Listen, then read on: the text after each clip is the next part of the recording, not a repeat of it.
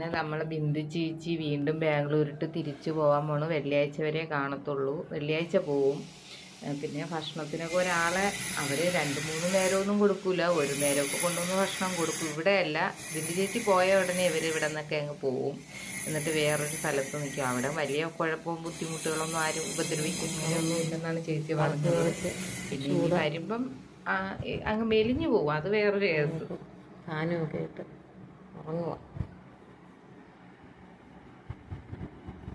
അമ്മ, അച്ഛൻ, അമ്മാവൻ, 3 മക്കൾ. ഇതൊരു സൗകര്യമേ.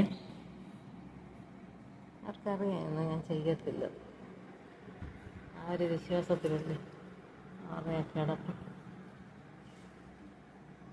കുഞ്ഞുങ്ങൾ വന്നപ്പോൾ മെലിഞ്ഞ് കൂറ കുത്തിയിരുന്നത്. 2 ആഴ്ച കൊണ്ട് ഈ കോലത്തിലൊക്കെ ഞാൻ ആക്കിയെടുത്തു. ഇനിയിപ്പോൾ പോയിട്ട് 2 ആഴ്ച കഴിഞ്ഞേ വരത്തുള്ളൂ. അപ്പോഴത്തേക്ക് വീണ്ടും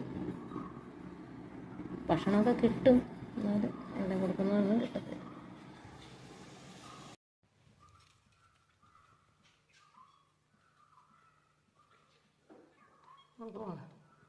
എന്തോ ഒരു ബഹളമാകണം.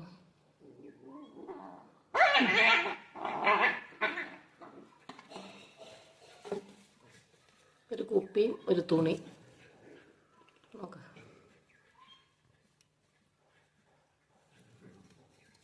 ഈ ചാട്ടമൊക്കെ ഇപ്പം ചെറുക്കൻ കിടന്ന് കരഞ്ഞാൽ അമ്മച്ചി വന്നതാ.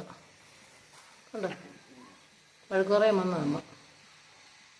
അവൻ കിടന്ന് നനയ്ക്കുന്നുണ്ടെ അവൾ ഇവിടെ നിന്നൊരു കൂട്ടി വരും കേട്ടോ. അല്ലെങ്കിൽ അടുത്ത് അവളും കൂടെ കളിക്കുക. അവിടെ വയറ്റിൽ ഇപ്പോഴും ഉണ്ട് 5-6 എണ്ണം. നാണമില്ല മക്കളോടെ കിടന്ന് കളിക്കുക. നമുക്ക് അമ്മ ഡോഗ് വീണ്ടും ഗർഭിണിയാണോ എന്നാണ് സംശയം. ഈ പ്രാവശ്യം അന്തീകരിക്കാൻ ചേച്ചിക്ക് പറ്റിയില്ല. ഗർഭിണിയാണെങ്കിൽ ഇനി പറ്റത്തില്ല, അടുത്ത പ്രസവത്തിനേ പറ്റത്തുള്ളൂ. പിന്നെ എന്തായാലും ഇനി അടുത്ത് വരുമ്പോൾ 2 പെൺകുട്ടികൾ, ഈ കുഞ്ഞുങ്ങളെ 4-5 മാസമായി അവർക്ക് പ്രായം. അപ്പോൾ അവർക്ക് ചെയ്യാൻ ചേച്ചി ഒരു പ്രൈവറ്റ് ആശുപത്രി എല്ലാം ഏർപ്പാടാക്കിയിട്ടുണ്ട്. അപ്പോൾ അടുത്ത തവണ വരുമ്പോൾ എന്തായാലും ഈ കുഞ്ഞുങ്ങളെങ്കിലും ചെയ്യണം. അമ്മ ഇങ്ങനെ ഗർഭിണിയാണെങ്കിൽ പറ്റില്ല. അങ്ങനെയൊക്കെയാണ് ഇരിക്കുന്നത്.